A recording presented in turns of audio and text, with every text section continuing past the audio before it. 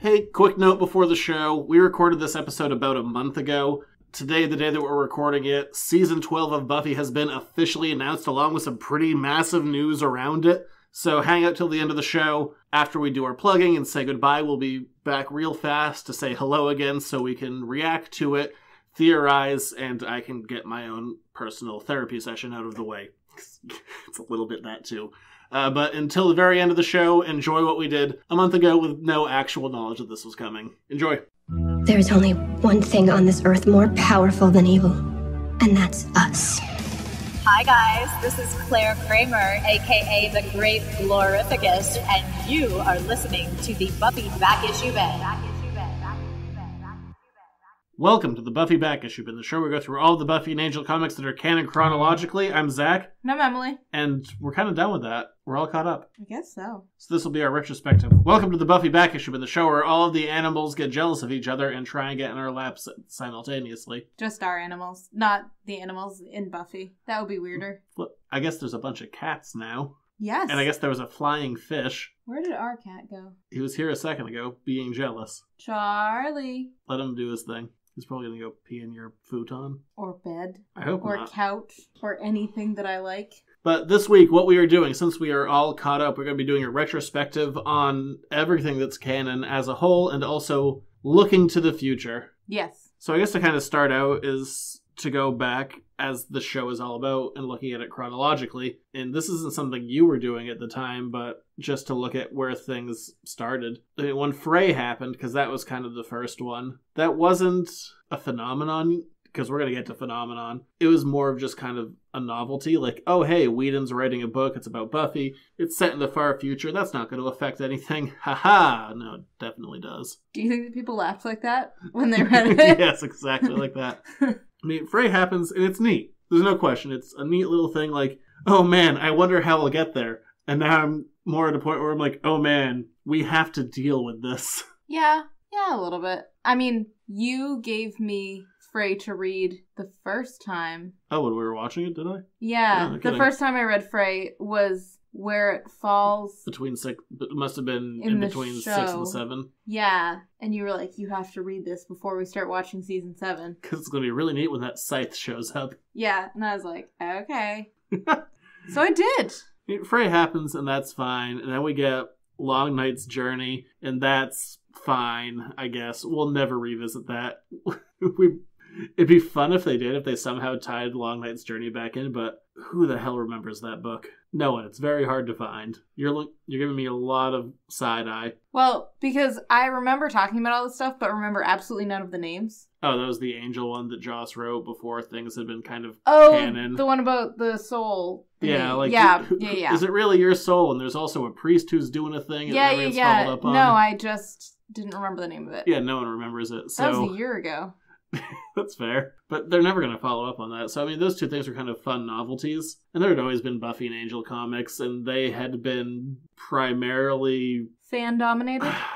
I don't know what to call them, because I think they're bad, but part of what... but I'm not looking at them necessarily... Like, I don't look at them just as, oh, you're a comic book. I go, well, okay, where could you possibly fall into the world? Oh, literally nowhere. You cannot fall anywhere. You're out of canon. I do not care for you. Oh, you mean like the Spike Wants New Boots one?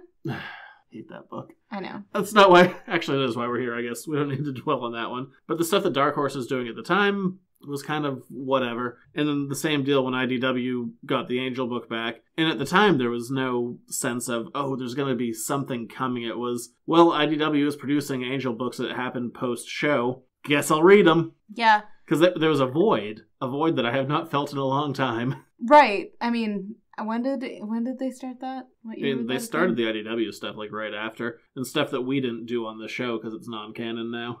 Right. Like boy, I should look that up. There was not a big lapse in time. It was like, well, Angel's gone. Here's some Angel books post-show. But when did season 8 start? 2007. March of 2007. Okay. So, March of 2007, you get season 8. And when I said phenomenon, I meant that word. these books really started the idea of creators coming back and continuing their stories. And for a couple of years, it was really big. It's kind of died down now. And now you kind of get more licensed stuff. And you do have some creators doing their own stuff. But at the time, Buffy was kind of the first one to jump into the world of, oh, the person who made it is continuing it. And I was looking at sales figures today just to see like where we were to where we are now. And also just how comics sell in general. Buffy's original numbers were absolute insanity. It cracked the top 10 books that month. It sold like 109,000 copies. Wow. Nothing sells like that. That's an insane figure. Yeah. Compared to now, Buffy's between 9 and 10,000 and Angel's closer to 5. It's been 11 years. Yeah, but that still, like, the idea of one, like, a book that, you know, for the most part, the top 10 books you see every month are a Marvel and DC book and The Walking Dead. The idea that Dark Horse had a book that was selling over 100K is insanity. I also understand why why IDW was like, oh, we should probably do something with this Angel property. Oh, hey, guys. Do you want to do something about that now? That involves weeding, because money! Yeah. Boy, over 100,000 copies. Okay, how depressing is that, though, from the Dark Horse side of things, looking back on it now, being like, the first one, we had 100,000 people that read it, and now we're literally a tenth of that.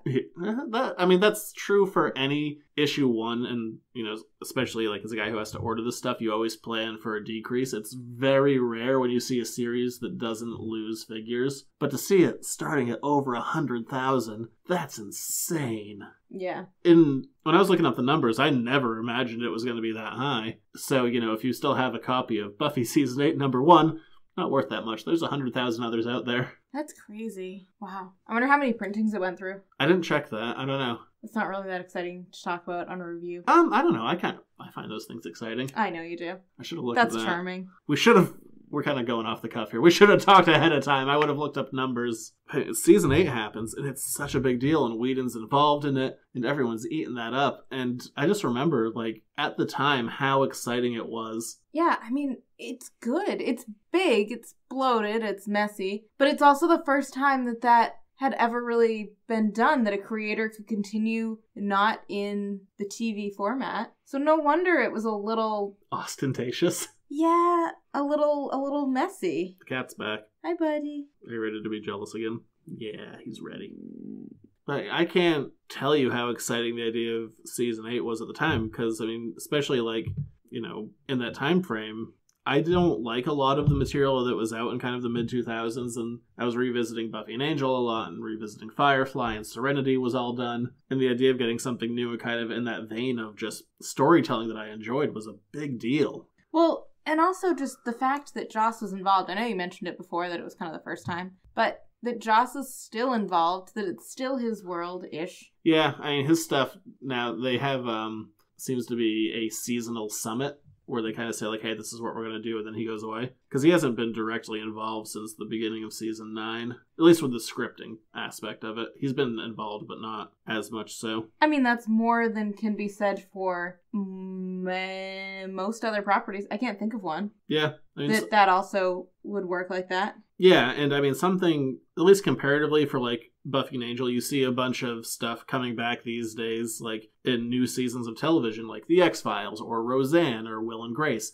Gilmore Girls. Or Gilmore Girls. You can't get that with Buffy, because, I mean, especially the guys who played, like, Spike and Angel. They don't look the same as they did when they were in their 20s? In all fairness, I think David Boreanaz is in better shape now, but they still, yeah, he doesn't look like he's in his late 20s anymore. Yeah. But fitter somehow. But still not like a normal person. Yeah, so you can't get that reunion. Although Roseanne killed John Goodman and somehow he's back. Don't know how that worked. He's still alive. Are you kidding? John Goodman? Did we just talk about this the other night? It's John Candy that's not alive Yes, anymore. John Candy has been dead for a long time. You just think of fat guys named John. No, I just mix up. No, that's what you think. I don't really try and backpedal from that. That's what you think. You're like, I just can't differentiate fat guys named John. I just mix up their names. We already went over this on this show. No, we did it the other night. Nicholas Brendan. I just mix up last names. I know who the people are. It was not the show. It was the other night when I was watching a movie. You're like, who is that? No. I'm like, John Goodman. You're like, no, I know. Oh, that's not John Candy? Like, no. I don't know what anybody's name is. Anywho. how did we get there? But yeah, the show can't come back in another form, or it wouldn't work. And even many of the actors have been very blatant, like they wouldn't do it. So there you go. Yeah. So we're living in the world of comics from now on. Especially where it's gone on longer as a comic than it has a show, which is insane. I guess you've lived in the world of comics for many years. Yeah, that's fair. I mean, it coming back and it's still continuously going. I guess we'll kind of get to what should happen in a little bit. But let's talk highlights. And kind of looking at it, I mean, you weren't living it at the time, like the hype around it, because, I mean, season 8 was a highlight, just that, the whole vibe around it. But kind of looking back on it, you know, with 10 years of perspective. Yeah, so looking back on it, not with that perspective, but just thinking back, Frey is really good. Frey is its own contained world, and it was the longest thing we did. I remember that. Yeah, I mean, because that was 8 issues versus our typical, like, 5 or 6 that we do. But that was also my first introduction, just like everybody else's, to the comics, which is kind of cool. Yeah, I'm kind of anti-Frey now. Not like full. I like the character and I like the story and I like the world, but it's kind of created an unfortunate restriction on future storytelling. Because now that we've especially accepted, especially with Buffy interacting with a character, that Frey is kind of an inevitability that we need to get there. Although, that being said, there have been enough changed futures. I guess, and Buffy has done alternate timelines before, like the timeline that Anya created where they were all vampires. I guess it's more just that I'm less concerned about making our way to the Frey future. There's a lot of things that can happen between now and then, and I don't feel the same pressure that you do on that. But I like having that contained world be my first introduction to the comics. It made it less jarring when we went back to the characters that we actually knew. Yeah. To switch over to the different format, if that makes any sense. No, it's less expansive. It doesn't feel as unending as it does now. Yeah. Clearly there is an ending because we've done all of it. Then, up next in my brain for big points, there's the stuff that you love. Angel stuff. After the Fall? Yeah. I do love that stuff. That's not even like I like it in the sense of like Buffy and Angel. Those are some of my all-time favorite comics. Yeah, no, you have consistently said over and over that is your favorite thing in the world. I love And After if you could have possibly gotten a page from that, you would have. Well, and yeah, there's no way of getting that now. I mean, After the Fall is... It's just well done. It's amazing. The voices are right. The art is right. It's told in the right way and put together in the right way. It ups the stakes and it gives all of the characters a full arc. And somehow, despite it walks this amazing line between being too much, which I don't feel like it ever crosses over to, which it probably should. Like, all of Los Angeles is in hell. There's a dragon. There are dragons that are jet hybrids, but it still manages to stay so character-focused. I really like the dragon, though. Cordelia? Yeah. I love it. It's a great dragon. Man. Yeah. That book it does all of the right character stuff that it doesn't feel that it's hitting an overblown point, even though it definitely is, but I just never felt it. No. And it hits all the right emotional beats, like, you know, the reveal that Angel is human, or getting Cordelia back, or having Connor just beat the hell out of Gunn. Overblown, that's a good word for season 8. Yeah. When we get to talking about that. There's a lot of that. They cross that line. We don't have a budget.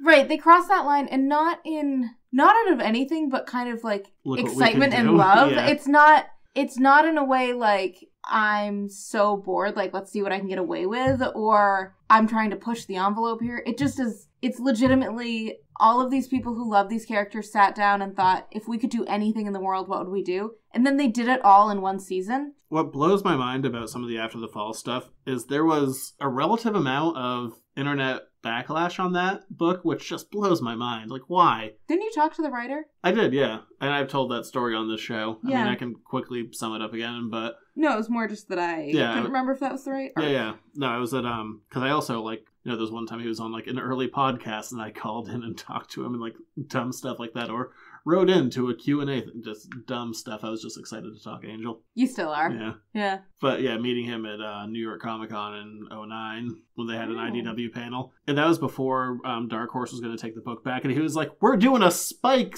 full season, it's going to be a whole big thing. Then it was, like, 8 issues instead.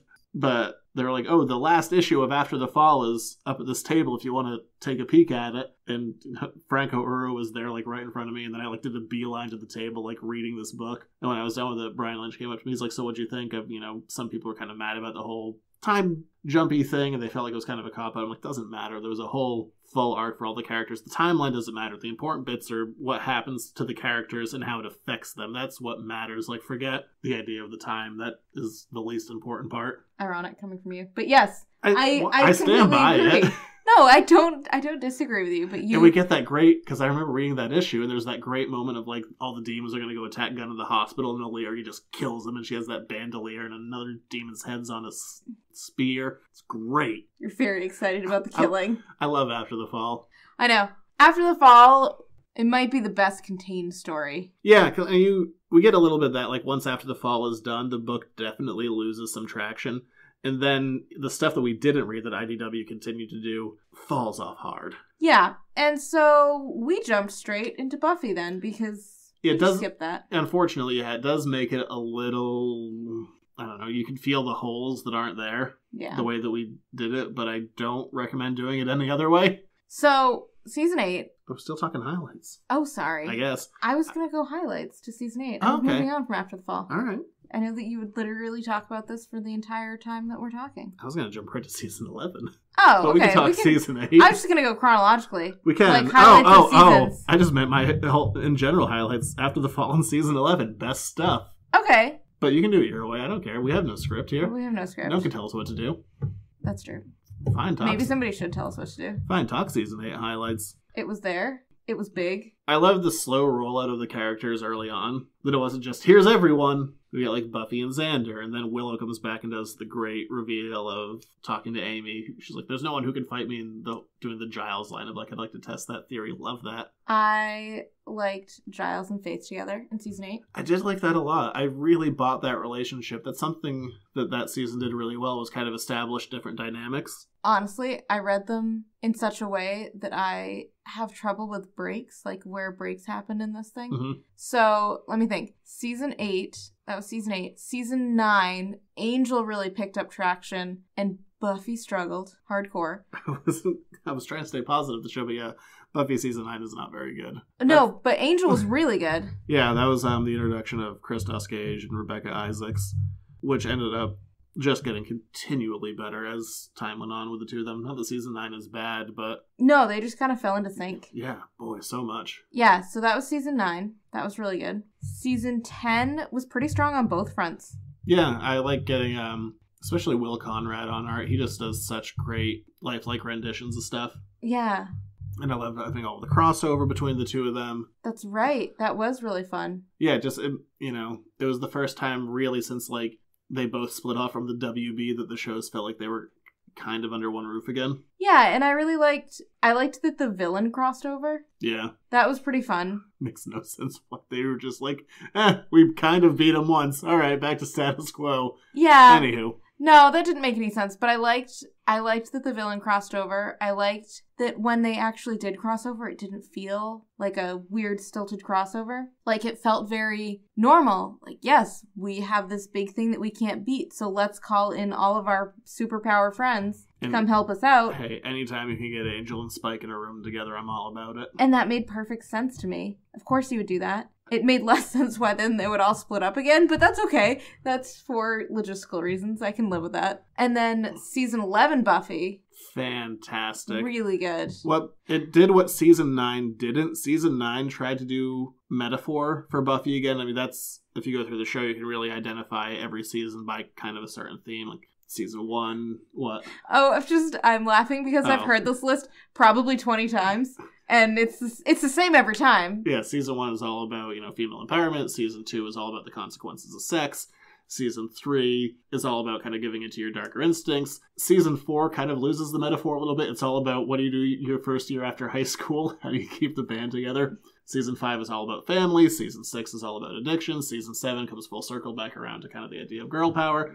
And the comics kind of lose that to a point. But then Season 9 tried to have a metaphor a little bit, but they messed it up horribly with the idea of, like... Robot Buffy. Yeah, pregnancy equals robot. Doesn't work. But Season 11 was very topical and of the time, and it really created a certain feeling for what was happening in the world. It's also incredibly insightful, but also a little alarming that you think about how ahead of time they script these things. Yeah, exactly. But seasonal, it just, boy, it's so strange to think like 10 years in. I mean, you get that with, obviously, comics and whatnot. But you know what I just thought, too? After the Fall is a pretty compact story, and so is season 11 of Buffy. Yeah, I want to kind of do that next, is what doesn't work. Not being negative, but just saying. Like, So I really like the compact storytelling. Whatever, let's do it. What doesn't work? Monster of the Week really doesn't work anymore. That's a hard one. You end up getting the one-shots that it's really hard to have a fun one-shot because it just feels... There are a few of them out there. But as a whole, they just feel like more of,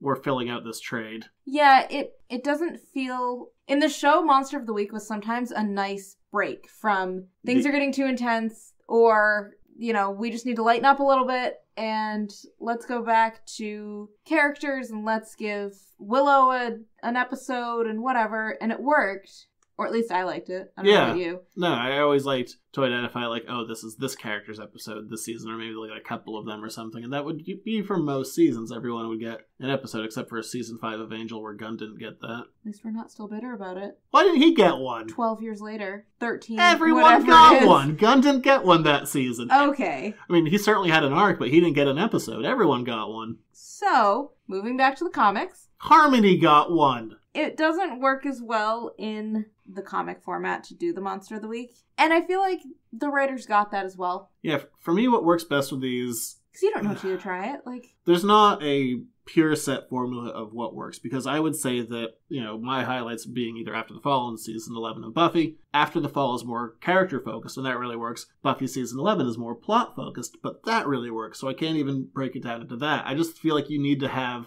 a singular idea and build on that and try and keep it relatively tight. Yeah, I think the huge thing is that the motivations were very clear in both of them. And also, Buffy season 11 is pretty character focused. It's just that we know the characters so well that we didn't need to spend time building their characters. Yeah, but that's not a character driven. I mean, obviously the characters are in there. They have like at least 3 of them have arcs, but it's definitely a plot driven story. There's a thing that happens externally that they have to deal with. But I think too that it's that we understand the motivations for those different arcs. We understood the motivation for After the Fall. Literally, they're in hell and they're trying to figure out... The show ended and then they need to pick up after that fight. How to save everybody and save themselves and figure out what the world is like now and all of that. But the motivation was very clear. I was never confused as to why we were doing things or how we got here. You know, I might not always understand, like, why is Angel doing this particular thing right at this moment? Because Angel's an idiot. Well, I knew that much, but... He's a moth to the flame. But I trusted that we were still moving in the direction of figuring it out.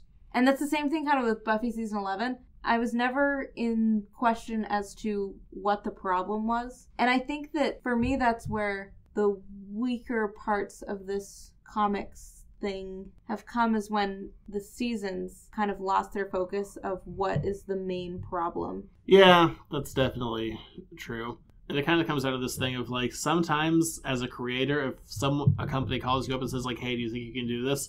Sometimes it might be in your best interest to say, like, you know what, I can't quite break it. And the thing, too, is that there were very few times that I was reading this and saying, I can't see the good idea behind the arc right now. Like, even Buffy season 9, where we kind of start to lose traction. That's a good term, I like that. Losing traction. I could still see what we were trying to do. We were still trying to make a metaphor between magic and the world that we live in and all of those good things. Metaphor falls apart in the show sometimes, too. It's certainly not, foolproof. A straight line of, like, it definitely works when there's a metaphor or a failing metaphor.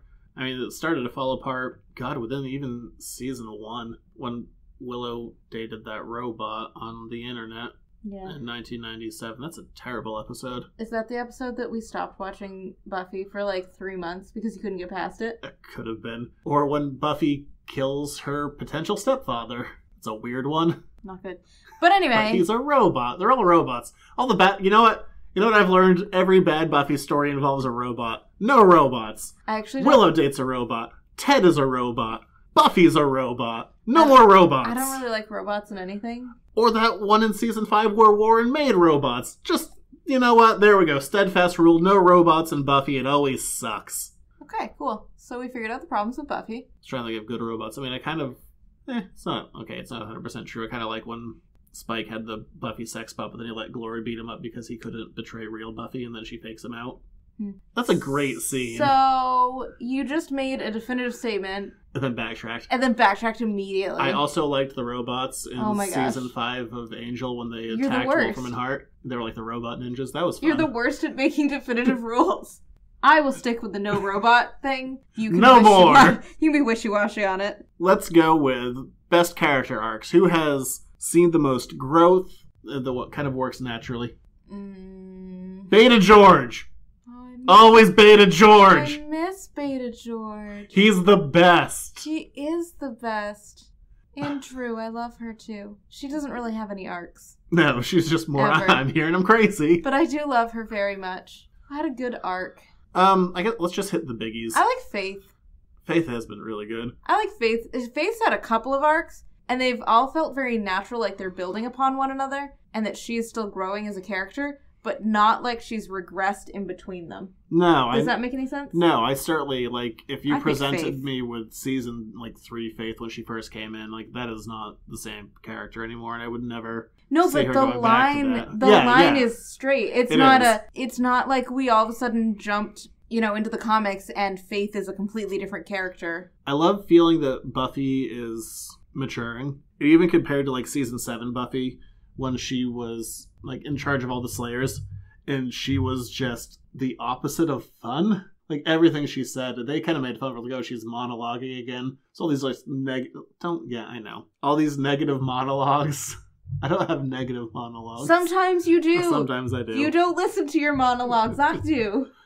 But how much I feel like Buffy is actually maturing. Mm-hmm. And some of it's a little forced that I don't buy, but as a whole, the character is growing more into being an adult, which is more of what I want to see. I don't want to see 20-something Buffy anymore. I want to see adult Buffy, and how does adult Buffy deal with problems? Yeah.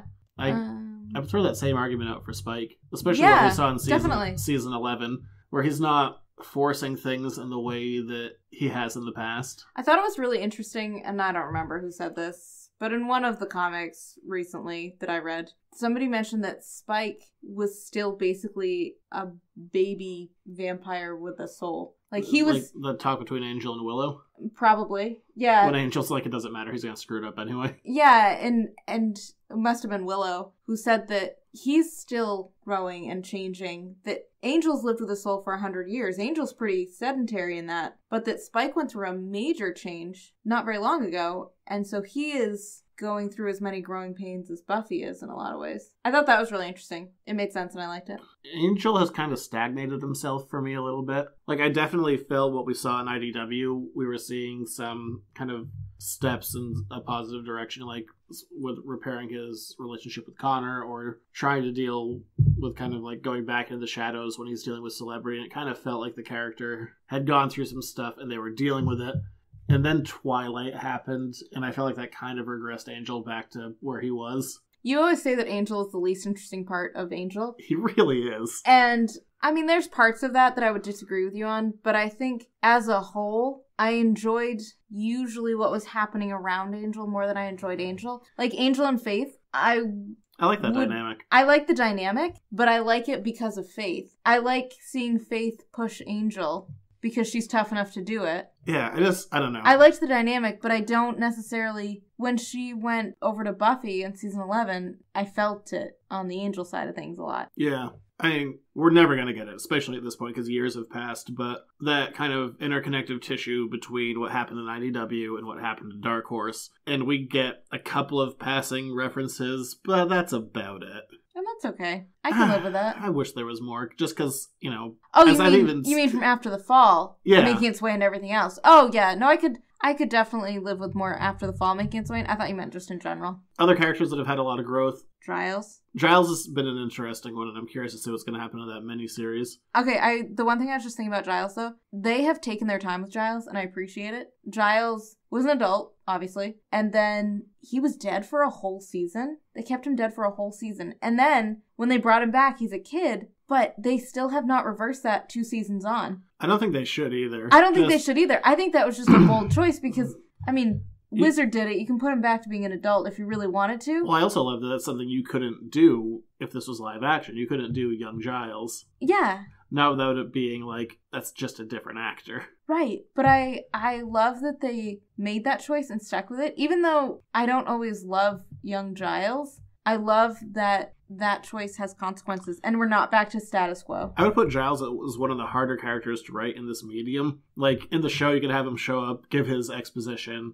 clean his glasses off disapprovingly, but he's definitely one of the harder ones to put into a book form, so I like how they had to do something different with him. I'd also put Lauren and Andrew into that category. So much of those characters were driven by performance, especially Lauren being a guy who would break out in song constantly, and doesn't work as well. But they did a wonderful thing with him. Yeah, that was John Byrne. Yes, I totally agree that as a character, the song-based character is much harder to work into the print medium, but they did a really good job with it.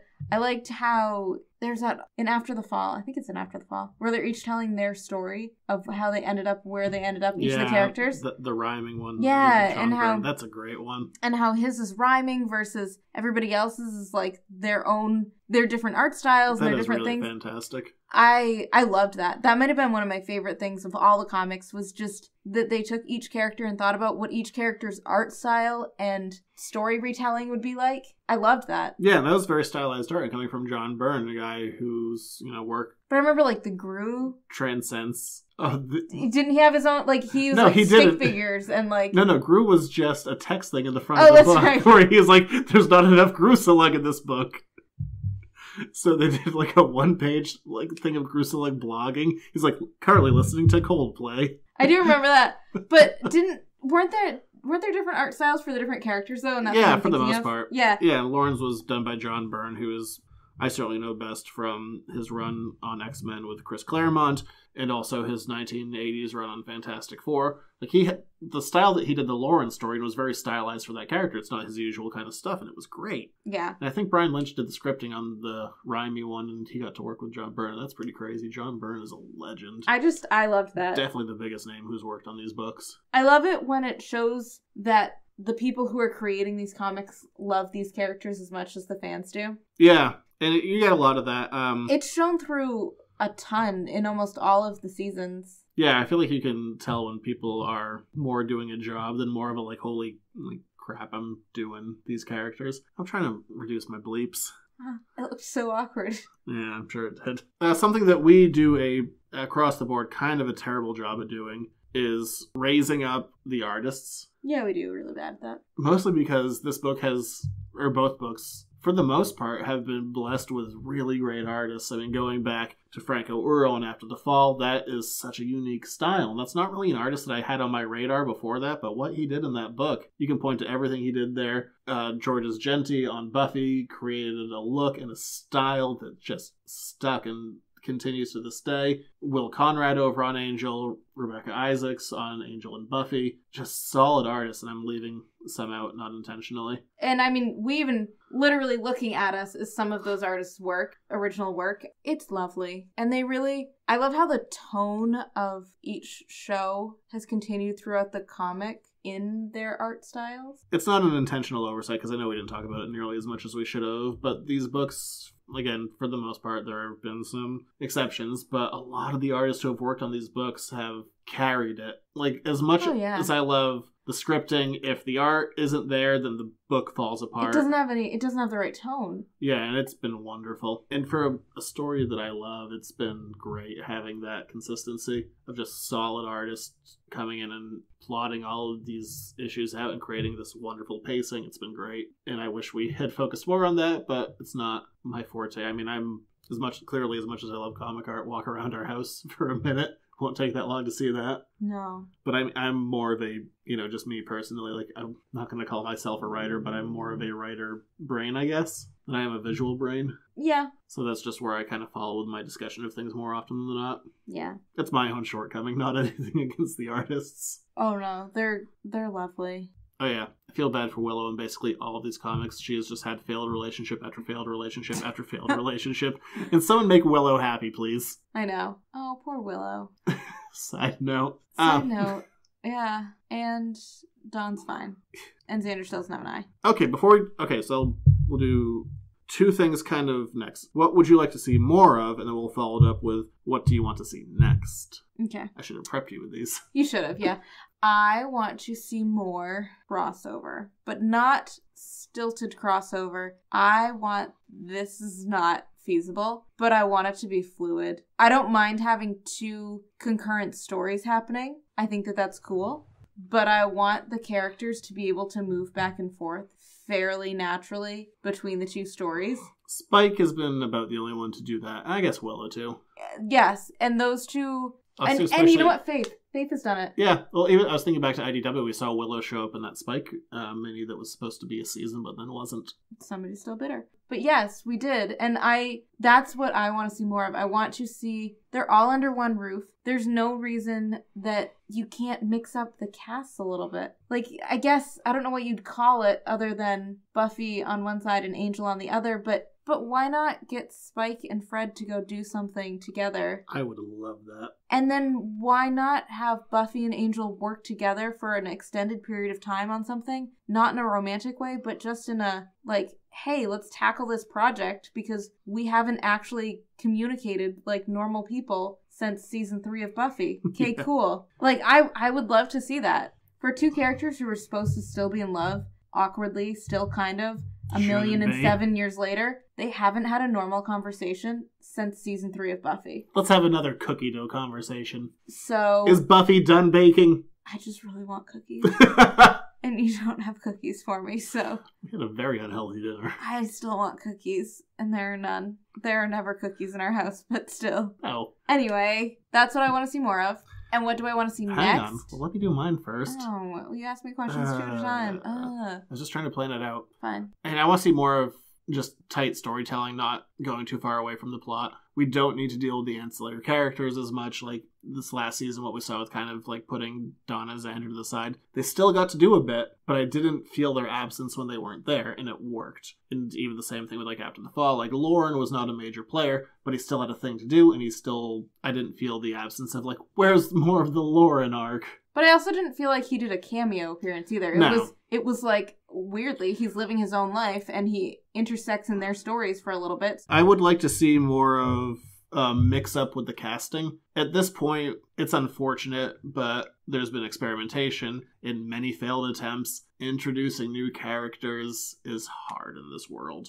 Oh, I know what else you want to see. I wasn't going to go just for his blanket statement of like, I want to have everyone back on every book. No, you just want the Angel cast back. I mean, mostly I want the Angel cast back. Like, fill that, because they're mostly dead. Fill it out as much as you can. Yeah. Get Gunn and Connor back. But even for Buffy, like, since we're not dealing with, you might have to pay someone for likeness rights, but get as much as Riley has been involved, to get Riley to come back for, like, and have, like, a full arc in a season. Mix in Oz. Maybe take away Xander. Like, mix it up in a way that we haven't seen, because, you know, new characters clearly are not sticking the way that Dark Horse or IDW would like them to stick. It'll be so hard to. I mean, everybody else has this. As much as I want there to be new backstory. Yeah, I'd love to see new characters, but it's definitely, you don't have the time to commit to that. So mix it up a little bit. Subtract a character that you wouldn't expect to see subtracted. Add in a character that maybe you haven't seen in a while. Explain what the hell is happening with Oz since magic changed. Okay, so there's that. And what was my other question? What do I actually think is going to happen next? No, what do you think is going to happen next?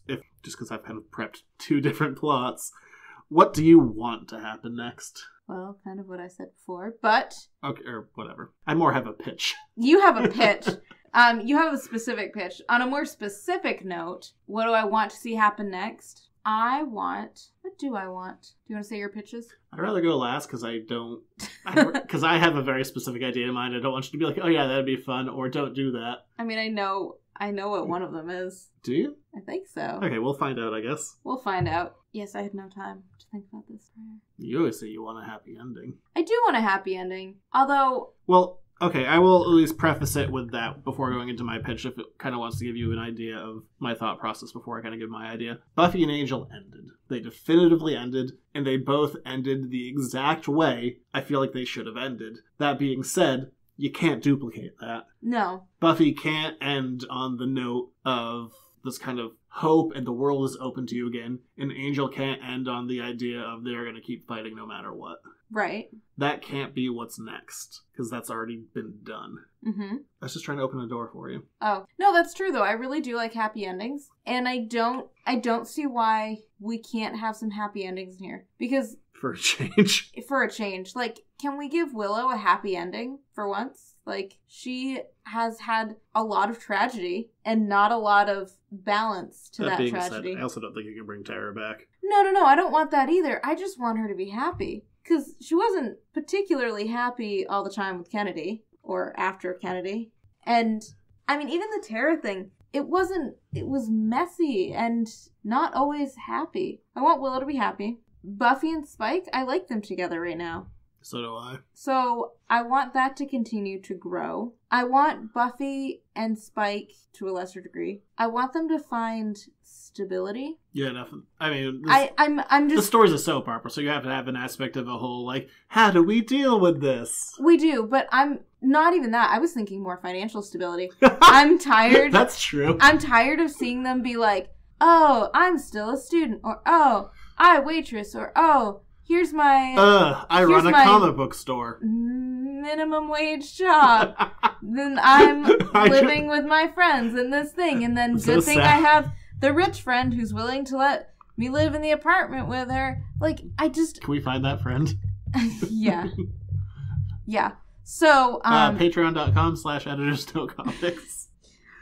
Give us stability, please. Oh gosh, it got too real.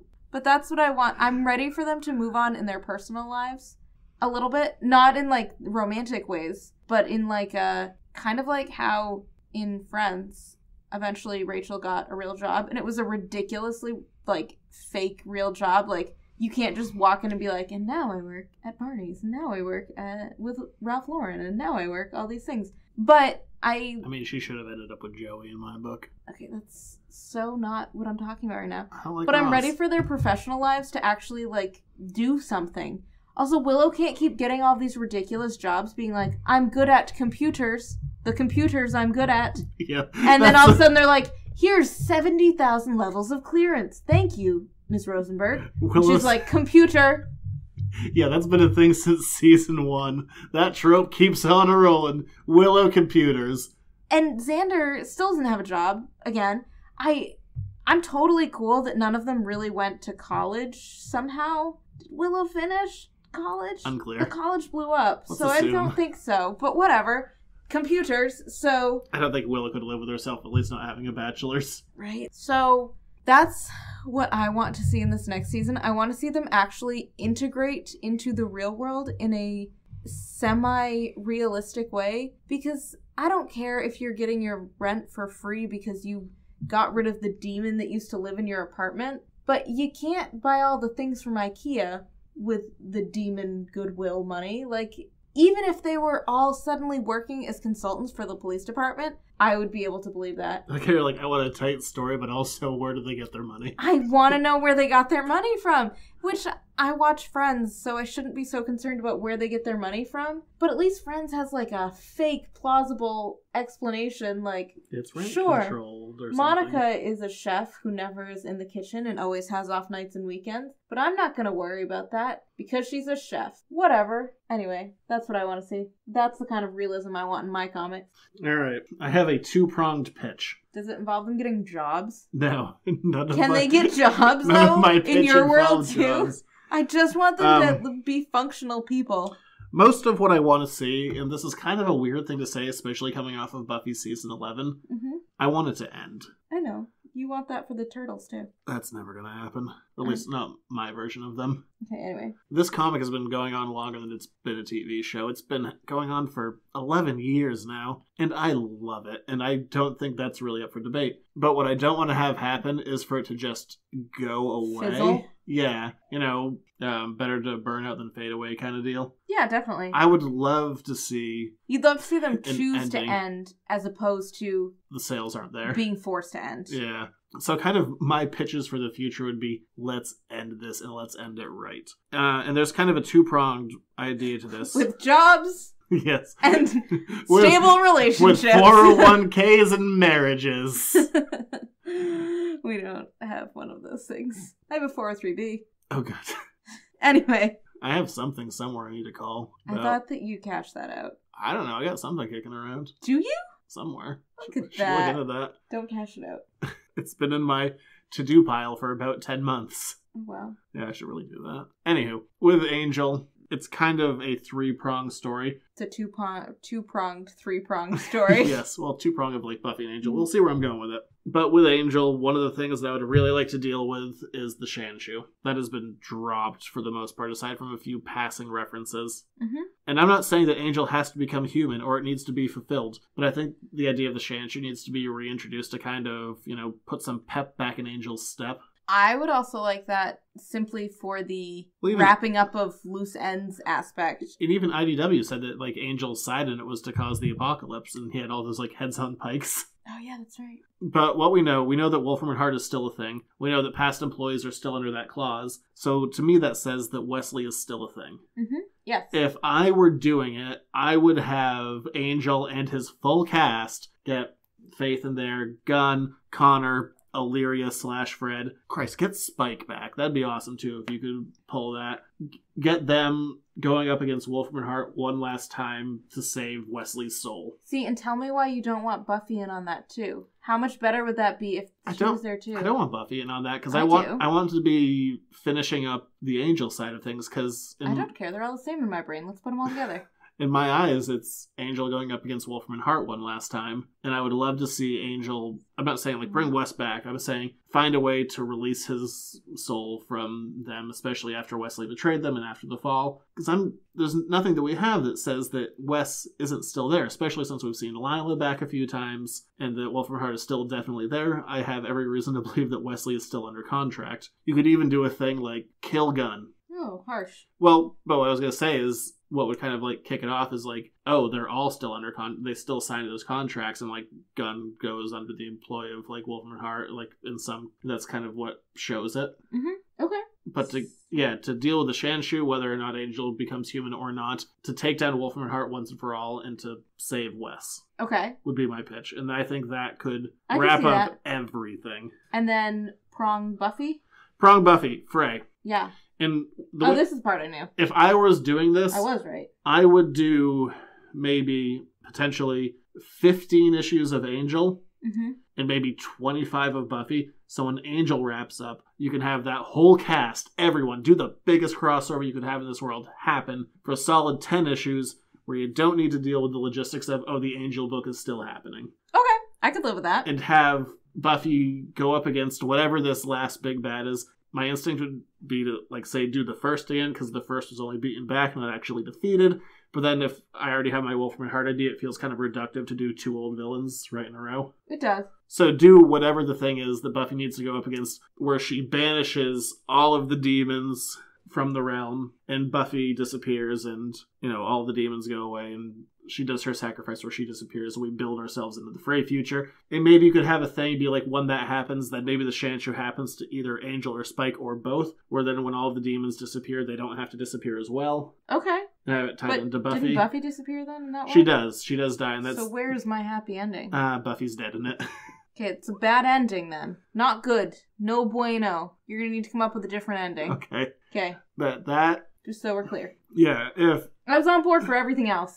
Or, if you want your happy ending, because all we see in Frey, and it's a vague retelling, that Buffy is sucked into a portal, never to be seen from again. Maybe she gets sucked into the portal, and then Dawn, using her portal key powers... opens her out! Yes! There we go. Better job. You just had to think a little bit more. Or maybe you do it with Dawn stepping up and going no, I don't accept this. And you see Dawn trying to force open a portal, and you cut there so you don't know what happens, and it's kind of ambiguous. Oh, I thought you were going to have Dawn sacrifice herself for Buffy. Oh, flip it on its head. Yeah, but I was really going to say, can Connor do that?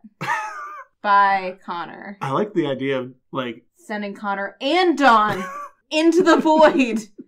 I feel and then everybody else is happy. That'd be really... Actually, I like that. Because the fake people are gone. Scratch my idea of Buffy sacrificing. Make it be Dawn. Yeah, flip it on the 100th episode head. That'd be great. Also Connor.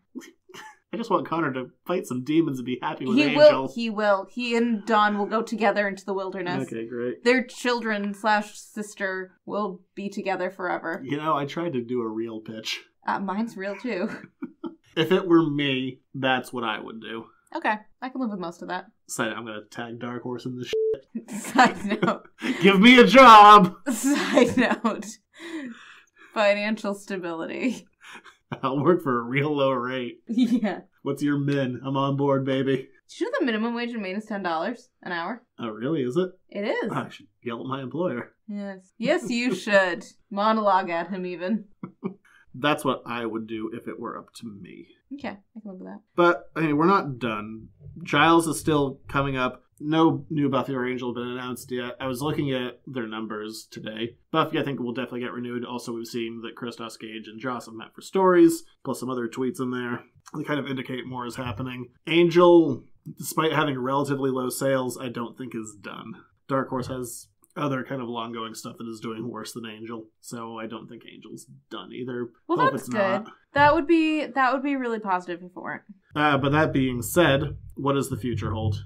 For us. For us, specifically. For us, specifically. We're going to come back and talk to you about Giles at some point. Well, there is that.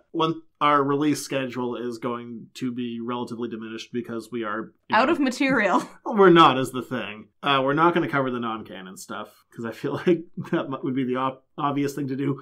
But the reality is, it's not good and it's not fun. And the point of this show is to kind of raise things up versus being like, this is crap. I know. So what we're going to do is we're going to drop from a weekly show to a monthly show to try and, kind of essentially milk it out, but just so we make sure that we have content. But we're going to do in this time, instead of just doing Buffy and Angel, we are going to, because there's no real other good way to do it because there's not enough of it, segue into some other properties that people who listen to this would probably know. So we're going to cover... Some other Whedon properties. Essentially, yeah. I guess we could just say we're that. doing the Whedon comics.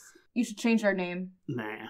Because we're still going to do Buffy and Angel when they happen. So we're going to do all of the Serenity stuff. Uh-huh. So that will cover 5 shows, at least for what exists right now. We'll do Dollhouse. That'll be a show. We'll do Dr. Horrible. That will be a show. Those ones aren't very good. Are they horrible? I don't want to do this anymore. You're welcome. You're welcome. Yeah, how do you turn a musical into a comic? The answer is... Not poorly. as fun. But we'll do stuff like that. So that will, get us another 7 episodes plus the Giles stuff, which is coming. And ideally, I am going to try and reach out to some of the creators who have worked on the Buffy and Angel stuff, and hopefully we can get some interviews mixed in there as well, which would cover episodes. So there's still stuff coming. We're just kind of slowing down to make sure that we can continue to be consistent, just slowly consistent. And if you guys have anything you actually want us to talk about, or that too, send us an email. This is just, spitballing ideas. This is literally us sitting in our basement, so... In our podcast studio. In our basement, so... Studio. It's next to my sewing room, so... Oh, yeah.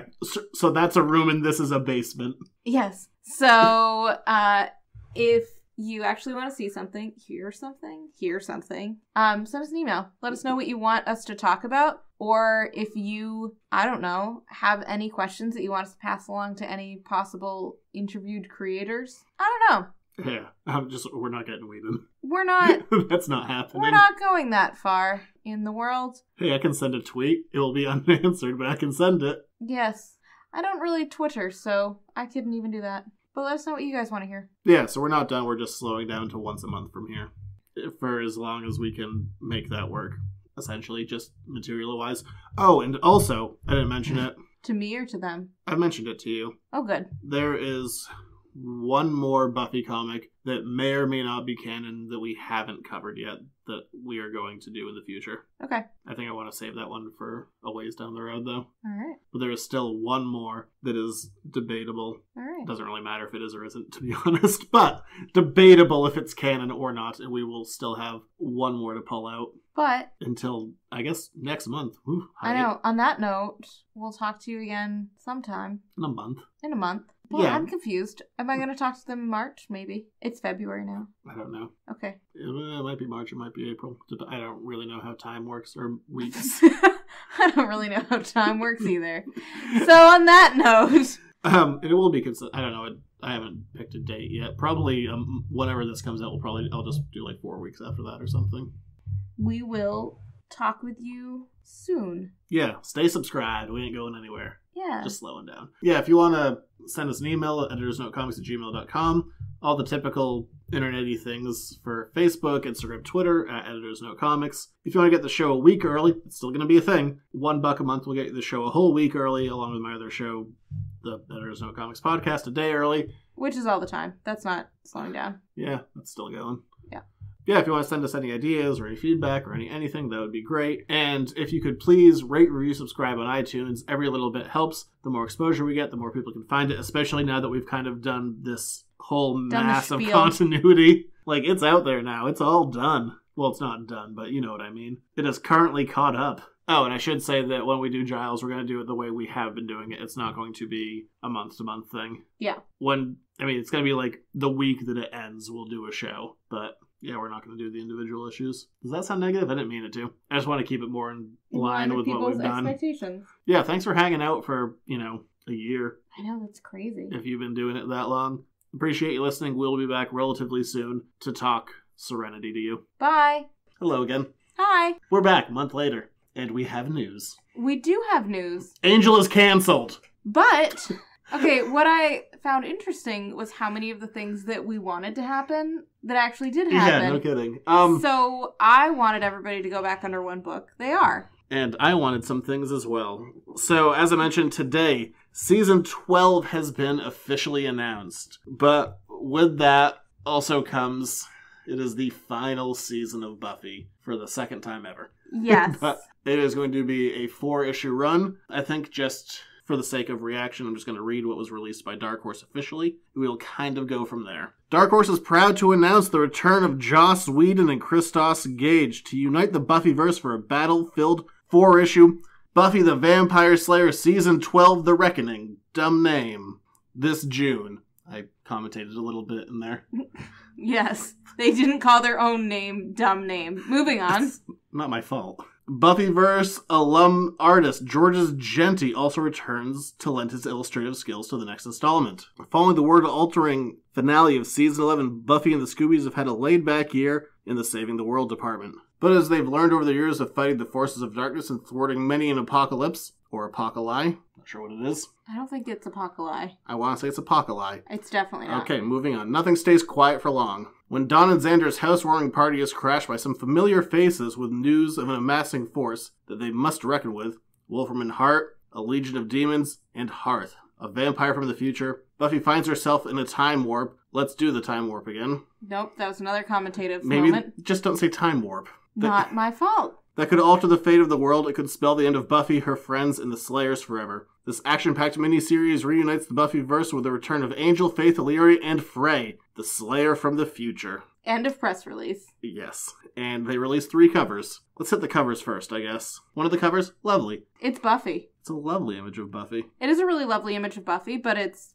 by Stephanie Hans. It's just one image of Buffy. She's holding the scythe. That's all we really know. There's a beautiful painting. It is, but it doesn't really tell us any new information. It doesn't tell us anything about the Reckoning. Which is fine. I actually have no problem with covers not telling you anything. I'm projecting a little here. I'm nitpicking when really I'm hurting inside. Right. So, dear listener, you weren't there when I got the phone call. Or the texts. All of them. About how Buffy it's all over. Was canceled again. Not canceled. I don't think canceled is the right word. Buffy is ending again. Yeah, Buffy. I don't read this as cancellation by any stretch of the imagination. If you heard like 10 or 20 minutes ago, however long ago I said I wanted this to end. I think it should be a finite story, and it's ending. 21 years later, I guess makes it finite, but yeah, it's time. Dark Horse also said that they were potentially going to be releasing more stories in the future, but as far as seasons go, this is the end, which probably means more stuff like the high school years, so maybe don't. So, for somebody... Unless you want to hire me to write them, then I'll do it, if I somebody who 10 minutes ago was like, I think that what this story needs is to end, now it got announced that it is ending, I'm and not you ready. are devastated. I'm not ready. I am... So... I don't know what we call that, but... People text me like it feels like a breakup. I'm not ready for it to be over. Yes, that is exactly what you texted me. I feel like David Tennant when he's dying in Doctor Who. I don't want to go. You haven't seen that yet? It's very sad. You'll cry. Yeah. Why do we have to watch Doctor Who? To watch people die over and over again. Okay, moving on. So, what we see for the other covers, the ones that are far more relevant, keeping in mind that this is a year later, our main... Or maybe not the main cover. I don't know who the main covers are at this point. It's unclear. It feels One like of the covers. It feels like the first cover that we talked about is the main cover because it was the main issue, the main image on the press release. But the thing that Dark Horse tweeted out was a cropped image of this, which has Buffy holding a baby. That's because this is the most controversial image. It's not controversial. It's the most, you know, I don't even know. Buzzworthy? Which one's the most eyebrow raising? Is it the baby one? Might be the baby one. Whose baby is it? I don't know. The baby... You threw out a baby theory already. You're up there with your theorizing. What did I theorize? Well, the next cover. Oh, that was more of a sarcastic comment, but sure. Really? Yes. Oh, I thought that could be the thing. Okay, well, good for me. I don't know. It's a theory. I'll roll with it. So, I think the most obvious one is Aunt Buffy. That this, it's a year later, this could potentially be Xander and Dawn's baby. Could be. Would be my main guess. I mean, kind of since, I don't know, the end of season 7, to a point Buffy has been striving for normalcy. Could she have potentially adopted with Spike? She could have, I guess. I'm gonna say Dawn and Xander are the most likely candidates. I totally agree. Buffy also has a scythe, on her back, kind of. Oh, I mean, it's just slung over there. Yeah, but it's very clear that this is an image that shows us the two sides of Buffy, the normal person. Buffy's still slaying. She's got a holster with stakes, which I think is neat. Yeah. The scythe and a baby. Maybe or maybe not hers. I don't know. And then image number 2. 3. My mistake. Bad with basic Counting. counting. The cover by Carl Moline. We see Hearth and an army of demons. All kind of, just generic ones. We do see the kind of transformed vampires that weren't necessary, or maybe they're not even the vampires, but just, maybe they are, maybe they aren't like the ones with the bat wings and fangs and all that. Yeah, the more creature-like vampires. Yeah, unclear. And then we get a line of Buffy's forces going up against them. Hearth is the only one who's really recognizable from Frey, who was the twin of... Frey, yeah. Malaka. Because his last name would also be Frey. Oh, that's really true. I never really thought about that. But yes.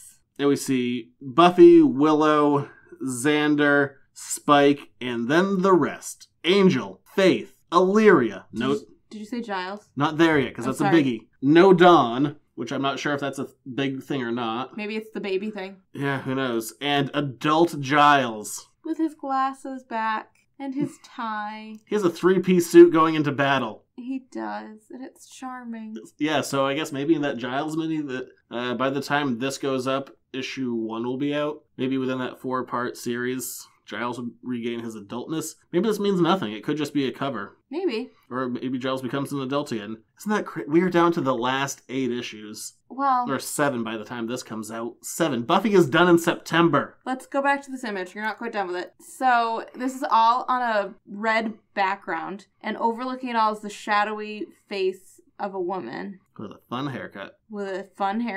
And a nose piercing and 2 ear piercings, so we know she's a rebel. I'm really just deflecting my own sadness here. I know. It could be... Could be Frey. Could be Frey. It could be Dawn. I doubt it. The theory you throw out is maybe it's the baby from the future. Except, what did you say? Maybe it's an adult baby. Is that what I said? I didn't say future baby. I said adult baby. I think it's the adult baby. But the big thing that we get from this press release, aside from Angel, Faith, and Illyria coming back, the fact that Frey is going to be mixing it up in this along with Hearth, kind of we're kind of in the Terminator 2 world of the future isn't set. Yeah. So what we know from before is this final battle, which Frey knew nothing about, although you could argue that she was younger, knew nothing about it, and her older self always traveled back, was that at the end of the world, Buffy got sucked into a portal and took all of the demons with her. And maybe that's what happens at the end of this, and maybe it's not. But I like that they worded the press release such that I know, I've been it's not set either way. I've been worried all day. I'm like, Buffy's gonna die, Buffy's gonna die, Buffy's gonna die. I don't think fictional Buffy's character. Gonna die. I honestly, in my heart of hearts, do not believe that Buffy is going to die. Someone's gonna die.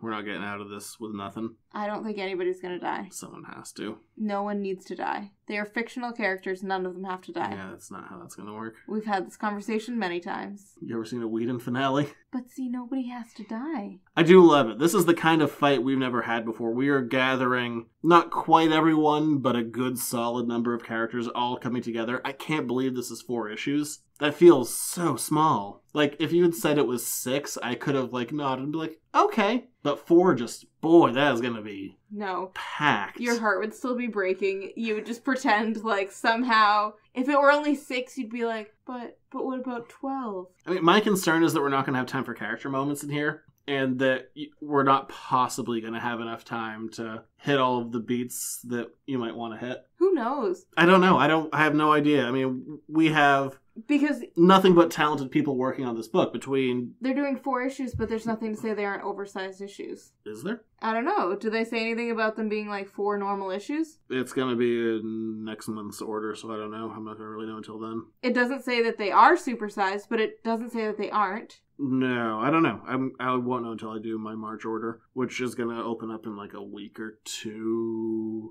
because February is a weird month with it being a short month. Yeah. I might be, because it's not in solicits yet, I don't think. But that's possible, isn't it? I don't know. Yeah, we'll see. In the world of comics? I have no idea. But it's done, and it feels... like a breakup. It does feel like a breakup. It's so foreign to me. Like, I've lived in this world for like 2 decades. Rereading it, rewatching it, all this stuff. It's very strange. But you can still reread and rewatch. I know, and the beauty is at the end of the day, we got an extra 11 years of stories. That's a lot of stories. Yeah. And I stand by, I want it to end, and I want it to end well, and I don't want it to fizzle out into nothingness. I would rather have a strong ending. And with the people who are working on it, I'm gonna believe that it's gonna be that. What? What's that face? That face is, these are all the things that I said to you about an hour ago, and now you're just saying them back to the world. No, I said them in the podcast earlier tonight. I said I wanted them to end.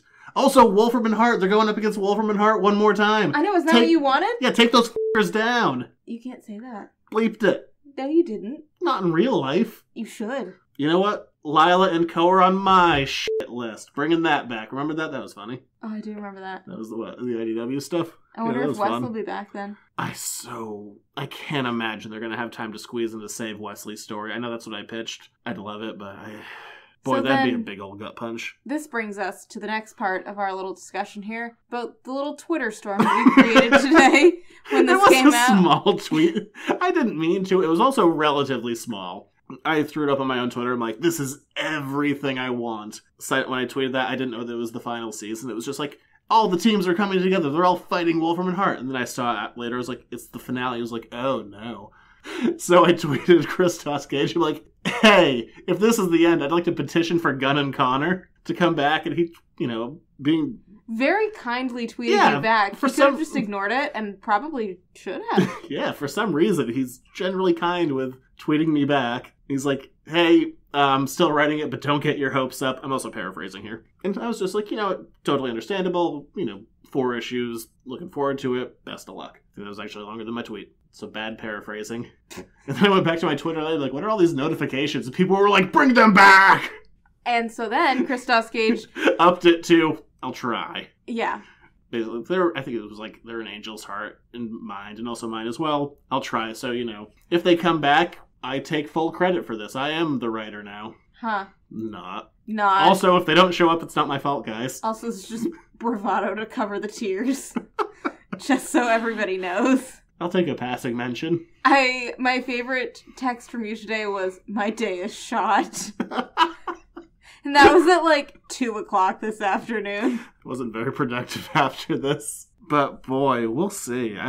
As much as I don't want it, I'm glad it's ending. Yeah. I think it should. Yeah. It should end right, and it should end with the right creatives. I'm a little bummed that Rebecca Isaacs isn't going to be involved with it, just because I like her stuff so much and how much that's evolved over the last few years. Maybe they'll bring her in for a cover. Yeah, you never know, because Carl Maline's doing a cover, George Genti's doing a cover. We have that beautiful painted cover by, Stephanie Hans? Yep. Okay, cool.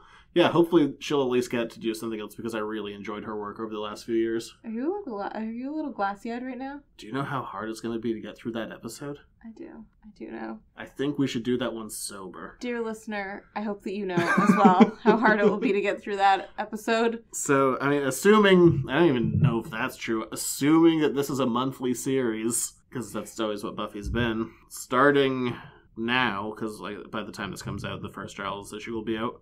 Starting now, we're into the home stretch. 1 issue a month, 4 of the Giles, where he may or may not become an adult again, which I think I want. You want to end it with Giles as an adult? Yeah, I think so. No, Giles, being a weird 13-year-old. But boy, if all the demons die, that means Spike's dead, Angel's dead, Oz is dead, Dawn, who knows what she would count as. But there's no guarantee of anything. But because of the phrase in the mix, that might change everything. And Buffy's already messed with the timeline, like going back to the whole evil Willow in the future thing, and I don't know.